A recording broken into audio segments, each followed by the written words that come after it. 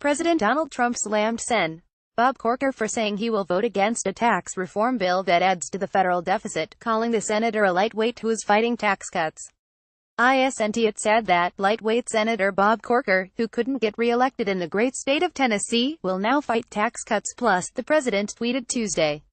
It said that lightweight Senator Bob Corker, who couldn't get re-elected in the great state of Tennessee, will now fight tax cuts plus, Donald J. Trump at Real Donald Trump October 24, 2017. Corker said in late September that there was no way in hell he was voting for a bill that produces a deficit.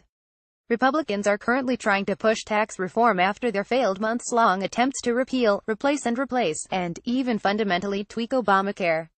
The GOP has a slim 5,248 majority in the Senate, which does not allow them much wiggle room to lose members of their own party.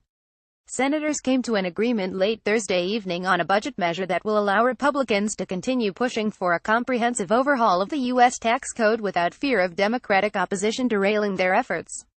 The Senate passed its 2018 fiscal year budget in a contentious 5,149 vote.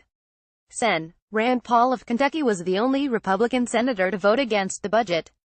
Paul wanted more cuts to defense spending in an effort, according to the senator, to help cut down on the nation's growing federal debt, a figure that now tops $20 trillion. The $4 trillion budget proposal includes Senate budget reconciliation rules, which allow leadership to pass legislation with a simple majority, bypassing filibusters from Democrats altogether.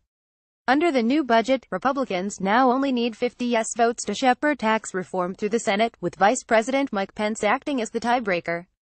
The proposed budget would also allow Senate Republicans' tax reform bill to add to the federal deficit over the next decade, as long as it does not exceed $1.5 trillion.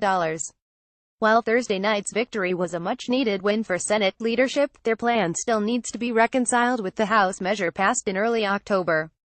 If the House does not accept the Senate's proposal, it may upend its plans to bypass regular order. House Ways and Means Chairman Kevin Brady said Tuesday that yes, we are in a good position to pass the Senate's budget, a budget he thinks will accelerate tax reform. The House budget notably calls for tax cuts that do not add to the federal deficit, while the Senate's bill is likely to do. House lawmakers' version couples the tax reforms with $200 billion in spending cuts over the 10-year horizon.